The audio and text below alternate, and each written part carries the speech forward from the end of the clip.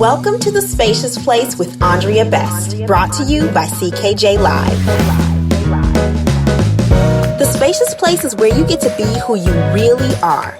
Not what your experiences say, not what your role as a wife or a mom says, not even what your job title says or doesn't say. You get to be who you were fearfully and wonderfully created to be. Join me as we explore the woman inside, the one who longs to be set free. Let's talk with women who journeyed and found themselves surrounded by endless amounts of opportunity. And at this point, they're unstoppable. So if you're ready to be you, truly you, make room, grab a pillow, and welcome to The Spacious Place with Andrea Best.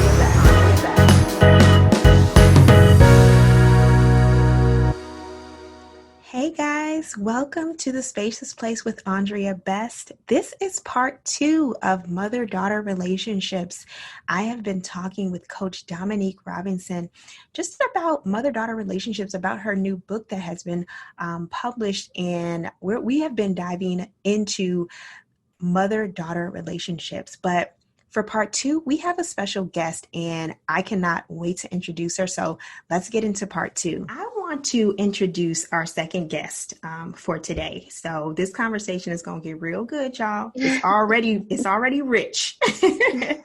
But I want to introduce my next guest. This guest is so special to me, y'all, because our relationship has actually shaped me to be the person I am. I love everything about her. I'm kind of obsessed, for real, y'all. But ladies, I'd like to introduce Diane Hill, aka my mommy, to The Spacious Place. Hi. Hey, welcome. Thank you. Oh, Dominique, where were you 40 years ago? When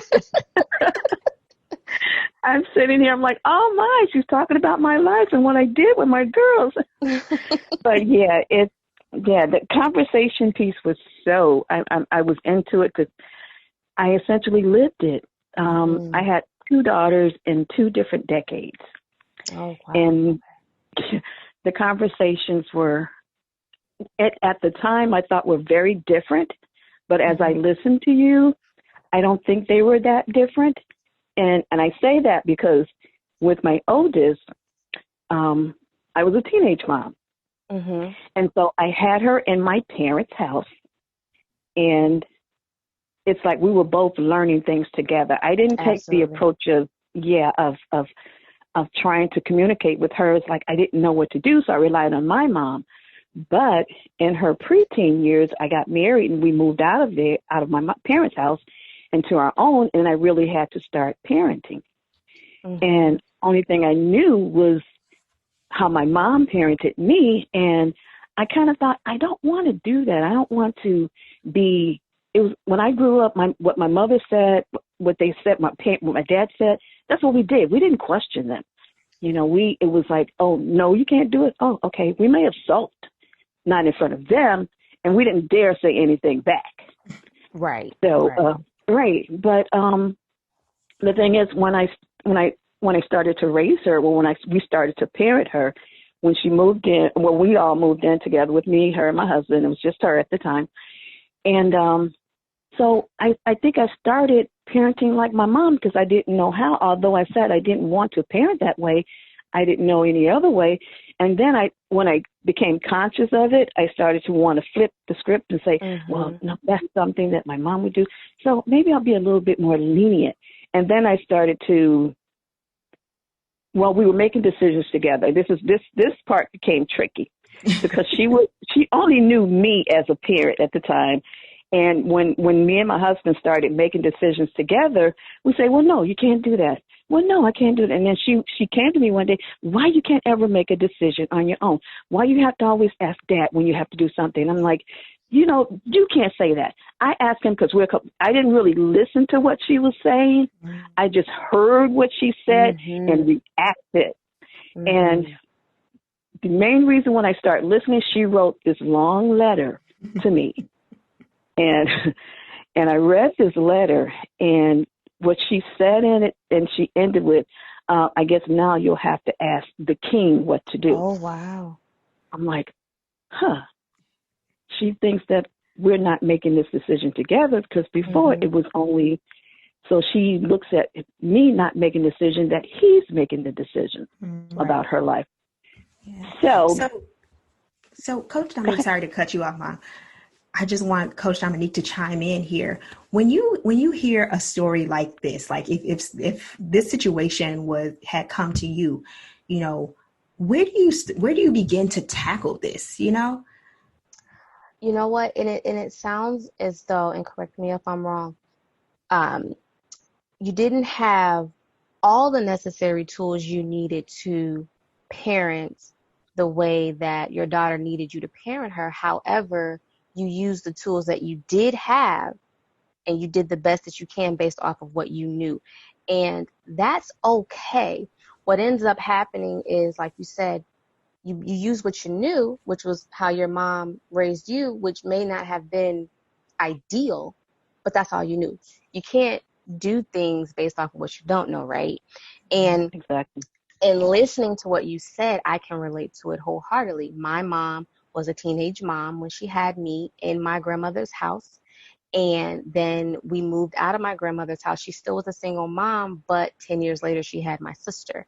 And the dynamic between how she raised me and how she raised my sister, completely different. With me, like you said, we grew up together.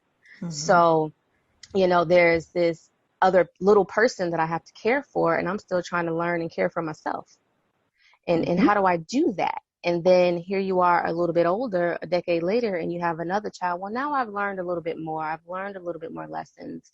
And I'm now parenting my younger daughter a little bit differently with my now newfounded knowledge. But how do I also now go back to my oldest child to eliminate any resentment? Because that child is now looking on at like, oh, well, you didn't do that when I was little. You didn't do that with me, you know? So now it's like double pressure. Like, okay, now I got to make sure this relationship is smooth and that she understands. See, it goes back to that effective communication, being open. Let me explain to my daughter where I'm coming from. Let me explain to her my history. Listen, my mom parented me this way because of X, Y, and Z. And I didn't know. It's okay to say that, like, I didn't know, and I did the best I could. And explaining that to your daughter, that way she has a better understanding, like, oh, well, my mom didn't yell at me because she just wanted to be mean, or she wasn't strict because she didn't want me to do anything. She was doing those things because she just didn't know, and she was doing the best that she could. And now she's a little bit older. She's lived a little bit more. She has more experience. And now here's my sister, and this is why she's, you know, parenting my sister this way. It all ties into that communication and building that trust in that safe place and explaining all the different aspects of that growth to your children. Yeah, absolutely. Yeah. Now, Mom, do you feel like you had that pressure when you were actually able to sit and see, like, you know, maybe Kira, who is my my older sister, ladies, for you all who are listening, when you were able to kind of sit back and think about that, did you feel the pressure to have to, or feel the need to go back and have a conversation with her at any point? Oh, I absolutely did. And I did do that.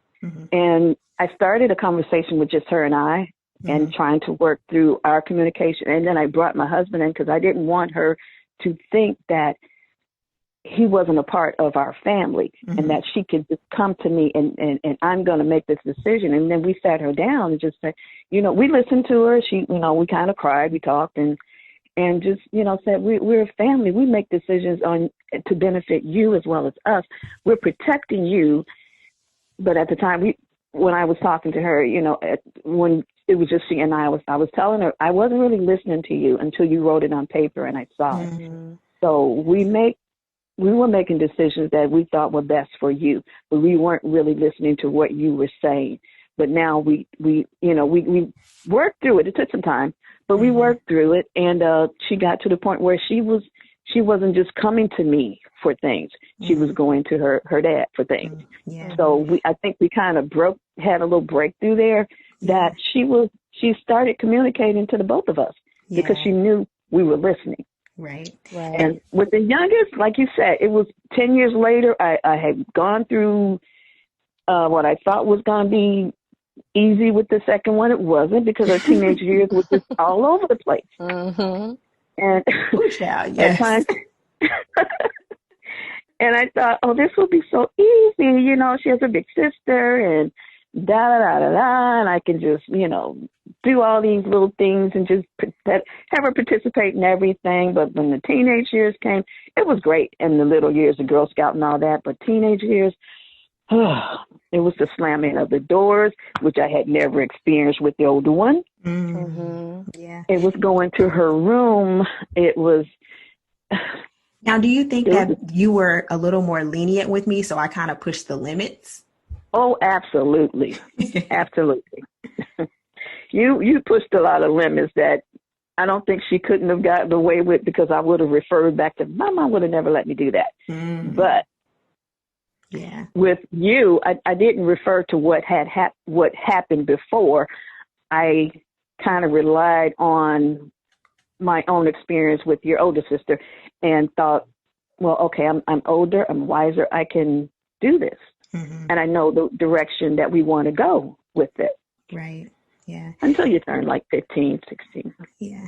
And then I think about how you were talking about how Kira wrote a letter, and I think about how I communicate now, and when I want to communicate my thoughts the best, I write them down. And I just think that that's interesting that both of us found it easier to communicate, because I remember like writing you emails too when I would be, having a tough time and really couldn't express myself verbally, but would write it or send you an email or write you a letter or something. And so I think that that's interesting. Coach Dominique, if you can chime in, like, I know in the book you talk about how you have, as a mother, you have to learn to speak your daughter's language. We talked about that earlier too, but I think that that's interesting that both of us went that route to writing. Absolutely. And even just to touch on, Miss Diane, what you said a little bit ago in regards to, you didn't really get it until she wrote that letter. And prior to that letter, you and your husband were parenting based off of what you felt was best for her. And what parent doesn't just automatically instinctively do that? We'd have a tendency to parent based off experience and not necessarily based off of the child's specific needs and specific wants and things like that. So when it comes to you guys indicating that writing was effective for you guys, I do touch on that in the book, the different ways that you can communicate with your daughter. Not everybody is good with having face-to-face verbal conversations. You may have to build to that. So writing each other letters might be an option. That's part of this workbook, writing stuff down, taking turns to communicate with each other. Maybe sitting in a room together, but not necessarily looking at each other, sitting back to back and talking. You're still in the room, you're still communicating, but I don't necessarily have to look at you to do it. There's so many different ways to communicate. And as a mom, it's up to you really to figure out what's that best way to communicate with my daughter, where I see that she's comprehending what I'm saying, and for me to also receive what she's saying to me. You have to be so in tune with your daughter that you just kind of get it. And you can't take anything, this is the hard part, you can't take it offensively, you can't take it personally. You have to be so open to it. And obviously daughter has to be respectful in doing so, but mom, you can't be like, well, you're bashing me, you saying that I did. No, I'm not bashing you. I'm speaking to you based off my experience. And so now, mom, that's your time to jump in and say, okay, I understand and I hear you. And I did this based off of my experience. Yeah. So now how do we go from there? Now let's have that conversation. We have it out on the table, but now let's build from there. Right, exactly. Right. This is so good. So Coach Dominique, sorry, go ahead. No, I was going to say my daughter also thought that with us, if we ever said no, well, she always kind of reverted it back to not trusting her. So in her mind, it was like, well, you're not listening to me because you're not trusting what I say. You don't trust me. And so I had to learn that within that letter and within that conversation. That she was asking for trust. Right. And how was I going to communicate with her? Absolutely. Yeah. And I feel like our daughters need so much from us that we kind of overlook. It's like, it's as if we think they should already know, you know what I mean? And it's like that is not just something that they know. Like, man, in Coach Dominique's workbook, there's so many topics that I feel like will help this communication piece. In the book, you talk about intergenerational trauma, Coach Dominique. Can you just talk about that more? Like, what is that? Ooh, that one can go really deep. And basically, intergenerational trauma, unfortunately, is all too common in families. It's basically the thought that trauma can be passed through generations. I've even seen, like on social media, there's memes talking about breaking the generational curse. That's how common it is. So often things happen in families, and almost like an unspoken rule, you don't talk about it or you don't deal with it. And then you carry that with you into your adulthood. And if it's still not dealt with in your adulthood, it can affect the way you parent your child, and so on and so forth. And I think we've touched on it a little bit, you know, based off of, this is how my mom raised me, and I didn't know any better, so I took that, and now I'm raising my child this way, and so on and so forth. And the trauma piece of it can be a wide range of different things, even down to emotional disconnect or a disconnect with communication. A lot of times, Mom, we just don't know how. We weren't taught it. So I don't know how to communicate with you effectively. I don't know how to give you that attention that you need. I don't know how to give you the love in the way that you need it, because I wasn't taught it. So what do? You do what you know. Well, I know that what makes me happy is if people buy me gifts. So I'm just going to buy my daughter a bunch of gifts and she should be happy, or, you know, whatever that looks like. But it goes back to being in tune with your daughter, learning your daughter. What is she like? What doesn't she like? What is her love language? What is her trigger language? And once you pay attention to those things and kind of take you out of it, let me not do all the time what I think is best for her. I'm not saying let her go crazy, but, you know, get in there and say, okay, well, what does she need? From the very beginning, you know, from the very start, even down to when it comes to, I talk about social and emotional learning in the book, starting at home, starting from the beginning. You're the first relationship. You're the icon. Your daughter is looking to you. You're the sponge. I'm gaining everything from you. So from the very beginning, you know, paying attention to how they learn, how they talk, what they like, and all those different things can eliminate that trauma. And then as they get older, going back to having those conversations. Mom, be open, be willing enough to be open with your daughter to let her know who you are as a woman, where you came from. How was your mom with you? How was her mom with her? Because it all is a factor into how you carry it with you and how you raise your child. Yeah, that's so good. That's so important. Yeah. And I can so relate to it, because that's exactly how I went through it. Not wanting to raise her the way my parents raised me, but I didn't know any other way. So Right. Yeah. Now, Mom, was there anything that you felt like you experienced as a child that affected the way that you decided to parent? Affected the way that I did what? Affected the way that you decided to parent? There were probably several things. That the one-way communication from my mom, there was really no communication as far as how you should do things. It was just done. So there was really, it was just, we had parents, they said yes, they said no, and that was it. You know, there was no, we'll sit down and let's talk about it. There was none of that. So, So how do you think that affected the way that you raised us? Right. I think it affected in a way that I thought you should automatically know. well, I figured it out that I didn't want to raise you like my mom, but you should know that because I'm giving you some things, I'm giving you things that should make you happy. Gotcha. And, it wasn't my conversation or, us talking. I'm thinking, oh, you have all these things. You should be happy. Mm-hmm. And I think that's kind of the way I thought that my parents should give me some stuff so I can be happy. You're not giving me anything, but we had everything we needed except for the conversation piece. Ooh, that was good. Yeah. Very common. Yes.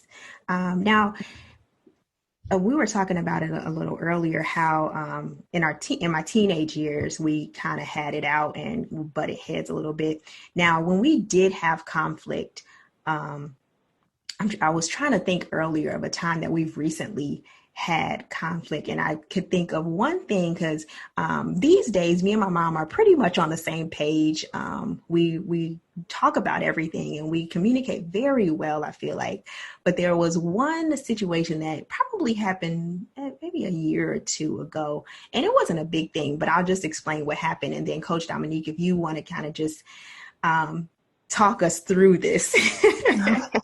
But so I had wanted to do something that I felt like was going to be really challenging for me. And my mom was response, and not intentionally, she wasn't being malicious, but I think she was protecting me, wanting to protect me. She was just saying, that's going to be kind of hard. Are you sure you want to do that?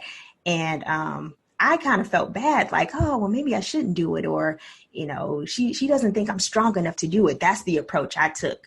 And so, I felt down on myself about that, knowing that that wasn't her intention. But I think I text her later, like, you really hurt my feelings when you didn't believe in me.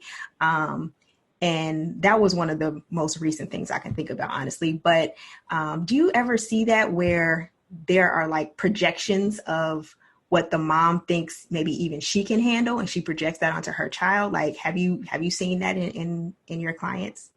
Oh, 100%. And what that is, it goes back to, and I'm sorry, I had lost my whole train of thought. It creates a new dynamic. So now it's a woman to woman relationship. It's still that mother-daughter, but now we're women talking to each other and interacting with each other. And so the one thing that as daughters we have to remember, and even before that, I think no matter what age you're always going to look to your mom for that validation or for that support or for that, yeah, go ahead and you got this or whatever it may be. I don't think you ever grow out of that. And so when you get the opposite of that from your mom, it's like the world has ended. Like, well, dang, if my mom said this, then it's like, what am I going to do? However, you have to remember that before she's your mom, she's a woman. And whatever the situation is that you might be doing or whatever journey you might be going down or whatever project you might be working on, that's in your lane and it's not necessarily in hers. She's not going to always understand. And people in general, not even just mom, people are not always going to understand your mission, your purpose, your passion, your project, or whatever the case may be. And so it's not always meant for you to share that information because you're not always going to get the reaction that you desire. And so that goes into putting expectations on your mom and or people. You can't put expectations on people based off of the way you would react and or respond because you set yourself up for that letdown. Yes. That just spoke to me. Now, okay, Mom, I have a question for you. At what point did you feel like I transitioned into where you saw me as being woman to woman and not just, oh, this is my little girl? Was there ever a point where you saw like, okay, I need to start treating her differently? I think maybe not until your college years that I kind of loosened the reins a bit. And I think only because I did see your growth. Okay. And just the decisions you were making on your own and kind of not saying, well, Mom, you're saying, Mom, this is what I did. And I'm thinking, okay, if you had asked me that, I probably would have given you a negative response. Maybe you shouldn't have done that. But when you start coming to me and saying, this is what I did, this is what I'm going to do, I felt that, these are decisions that and a woman makes, and she's coming to me and giving me her path, and I have to just let you choose it, right or wrong. You have to choose your path. And I think in your college years, you started showing me that, and that's when I just kind of start taking a step back. It's hard for your dad, but it was easier for me. Yeah. Why do you think it was easier for you? Because I was allowing myself to accept it. And from his perspective, it was like, well, why would she do that? That something could have happened, but you can't live your life thinking something could happen. Yeah, it could, but there's no way of knowing. You won't know unless you try it, and that's what she was doing. So, yeah, I think when you start telling me your steps and not asking for it. That's good. Okay, so Coach Dominique, this is a topic that I hadn't planned to talk about, but I'm feeling led to go there because I think it's going to be really good to talk about this in the spacious place, because we want to be true and we want to be honest and we want to be real here. You talk about sex in the book. Yes. And you talk about conversations that moms and daughters have to have with each other, specifically moms with their daughters, just to prepare them. When do you feel like that conversation should be had? Well, honestly, I think as hard as that conversation is going to be, I think no matter what, you of course have to be able to have the hard conversations. It's going to go back to being in tune with your child, and kind of gauging when you feel they're ready, and also ask them. Yeah. Are you open to having that Simple as conversation? Yeah, just ask them. Are you open to? Are you curious?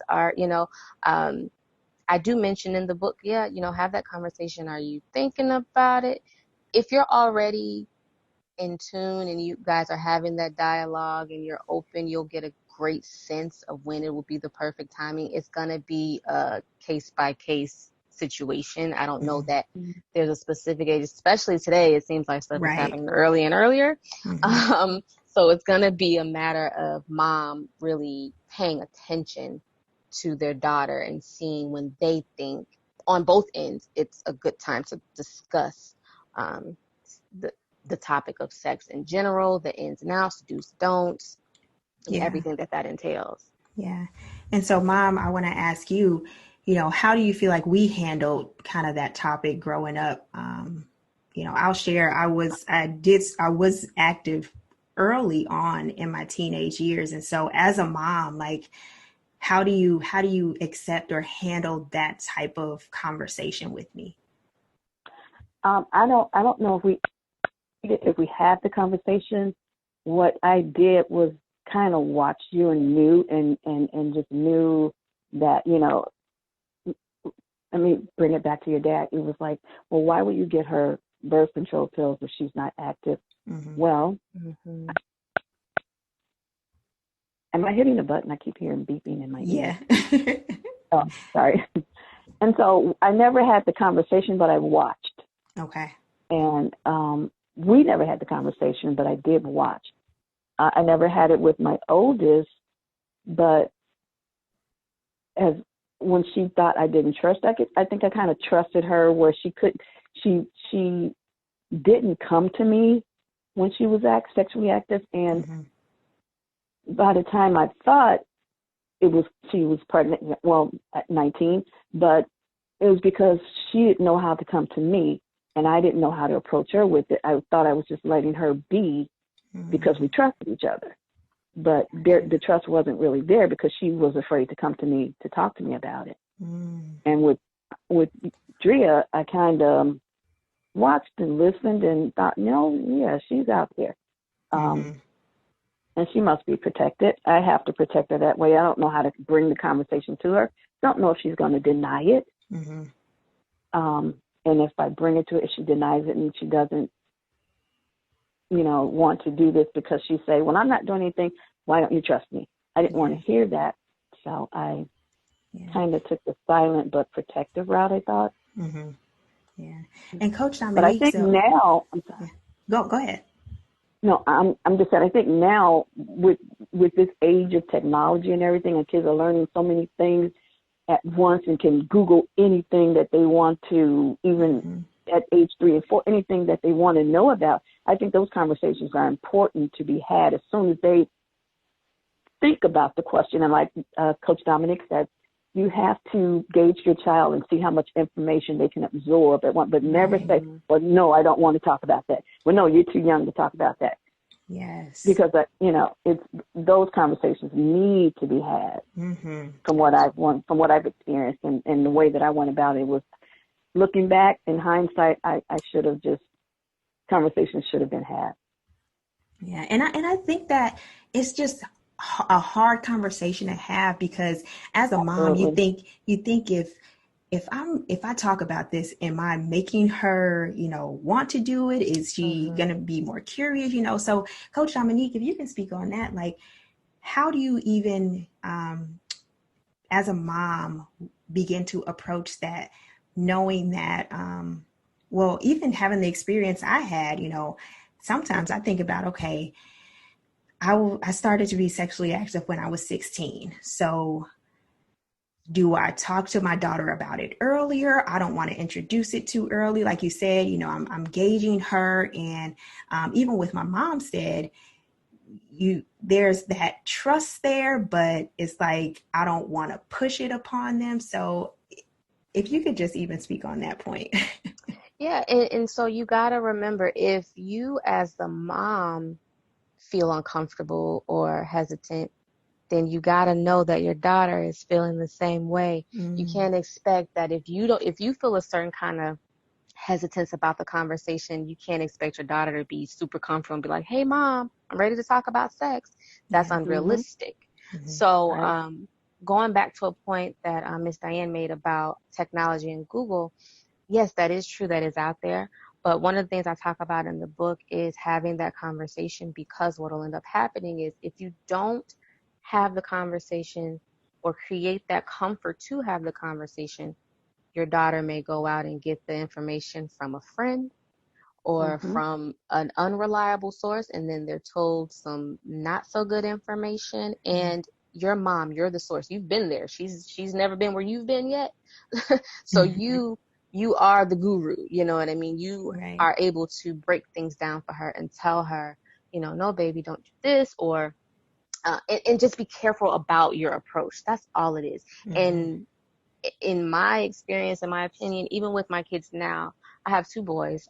Ironically, I have 2 boys, 5 and 10. And so with my 10-year-old, I don't talk to him necessarily about sex, but what I have done with him is I started early, little things. I'll notice if he does a double take at a girl. And so I have a conversation like, so are you, do you like girls now, or are you liking girls? And I consistently do that, not in an overbearing way, but in a way that he knows, you're not in trouble if you tell me that you like girls. You're not in trouble if you tell me that you're curious about kissing a girl. Okay, so now let's have this conversation, because now you divulged to me like, yeah, like I wouldn't mind if I had my first kiss. Okay, so let's talk about that and what that looks like, because for him, being a young man, you never want to, force anybody to do anything. As the daughter, don't allow anyone to force you to do anything. If you don't want to do that, don't do that. But at the same time, do you think you're ready for it? If you do, let's talk about it. Why do you think that, or what makes you feel like you're ready to engage in sex or whatever the activity is? And it's a lot of pressure on mom, but we also have to remember that our daughter might be this innocent, precious little girl, but she has friends, and they might not be so innocent and precious, and they're from different households, and they may already be engaging. And so now my child is probably curious, and I don't know nothing about it, because I'm just, nope. When she's ready, she'll come to me. We'll talk about it. And nope, she probably got it already. Well, no, you can never, ever, ever make assumptions. Yeah. Because that will completely derailed the situation. Next thing you know, you look up and your daughter comes up and she's pregnant. And you're like, what? I didn't even know you were having sex. Right. When did this happen? I didn't even know that was going on. You know what I mean? You don't want any surprises. So I would say gradually build that rapport, that conversation. What I've learned, even with just my 10-year-old, is because I've created that open window with him, he comes to me without hesitation and tells in February, Valentine's Day came along, and he came home and he was like, so mom, this girl at school asked me to be her Valentine, and I wanted to run it by you before I gave her an answer. And I was like, really? And he was like, yeah, I wanted to know what you thought about it. Cause I don't know. I wanted to talk to you first. And that just made me feel so good that he felt like, let me talk to my mom first. Yeah. Before I just do something, And I think that brings it back to what you were saying earlier about creating an environment that is comfortable, that is, it is trust. Because I remember I just never wanted to let my mom down. I never did. I can even remember when I first had my daughter and just, being real defensive when my mom gave a suggestion or, oh, did she need a hat on? And I'm like, no, she's fine. Just because I wanted her to think that I was a good mom, I didn't want to let her down. And so I think that because there is that creating that space of, it's okay if you feel like you've done something wrong, that's completely fine. Let's talk about it. 100%. I think that's so important. So, okay, we're gonna wrap this up because I could go on for days. I was gonna say this is good. I like it. I could go on for days. So I want to ask both of you. Both of you are mothers. First, I'll ask Coach Dominique. What do you think was the hardest reality that you have had to face?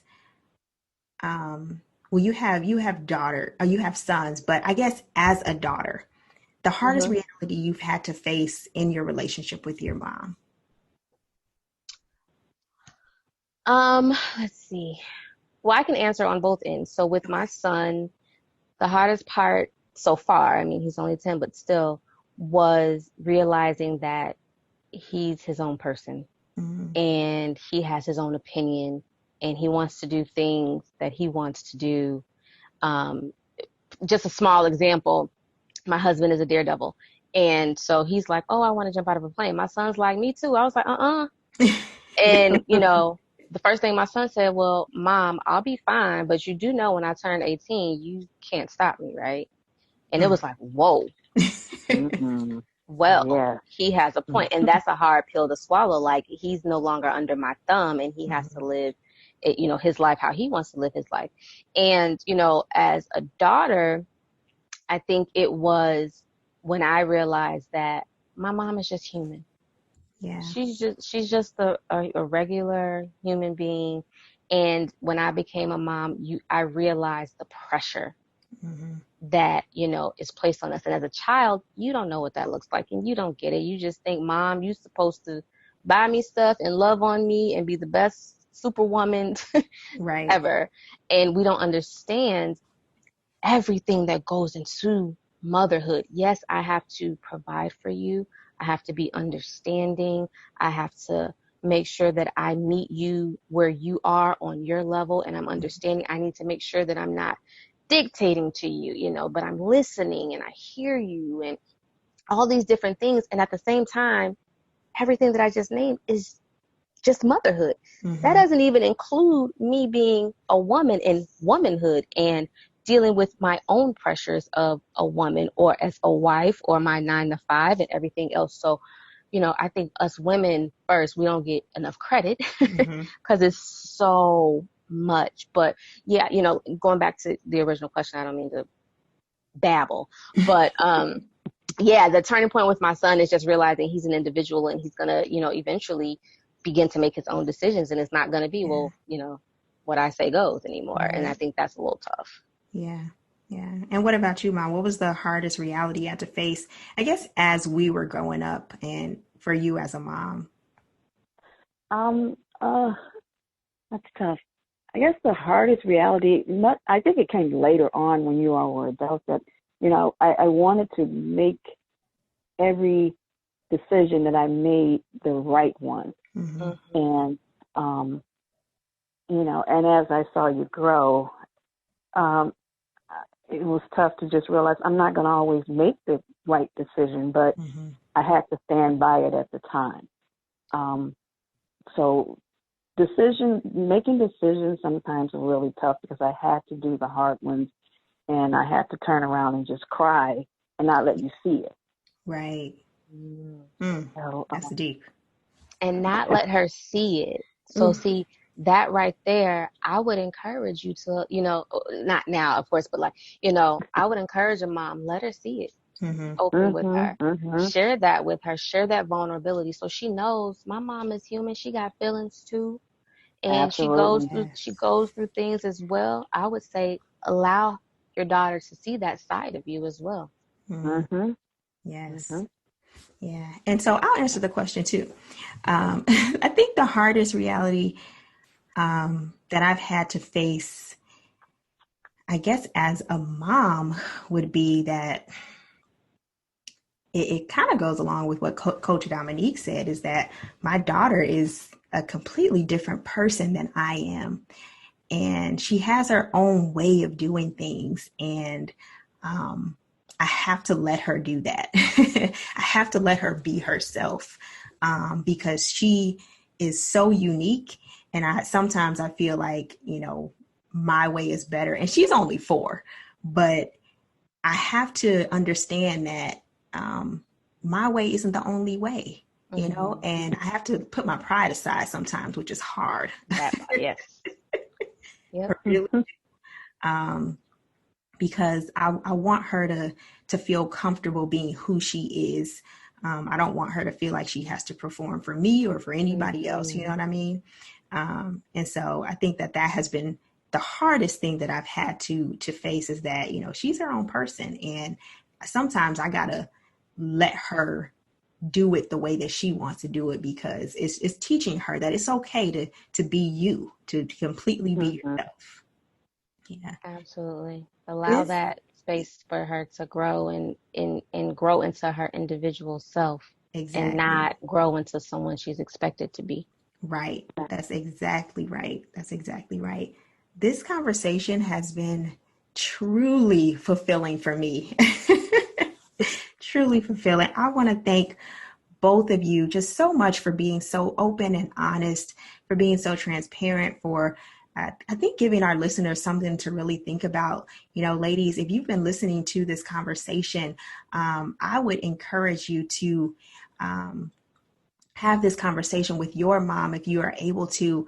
And if you are a mom, have the conversation with your daughter if you have an older daughter, and just reflect on the things that that we've talked about today, and see what ways you can grow, what ways you can be more free in your motherhood. Coach Dominique, thank you so much for being here with us today. I want you to let listeners know how they can purchase Between Us, and then how they can connect with you on social media.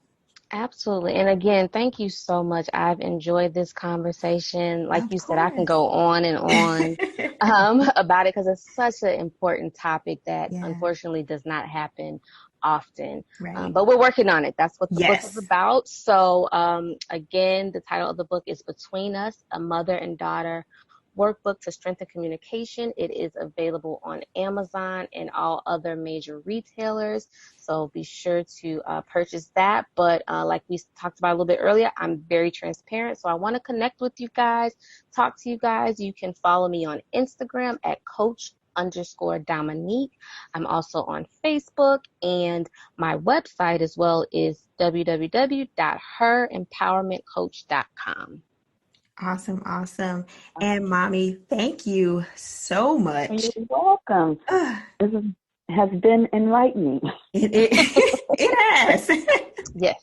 And y'all, I talk to my mom about 5 times a day. So, but we talk, but it's refreshing to have conversations like this, because it really makes me a better mom, to know why my mom did the things that she did, and where, and even the way that her mom parented. I don't think we've ever talked about that before. No, we haven't. Yeah. And so this has been really good. It's been super important. Yes.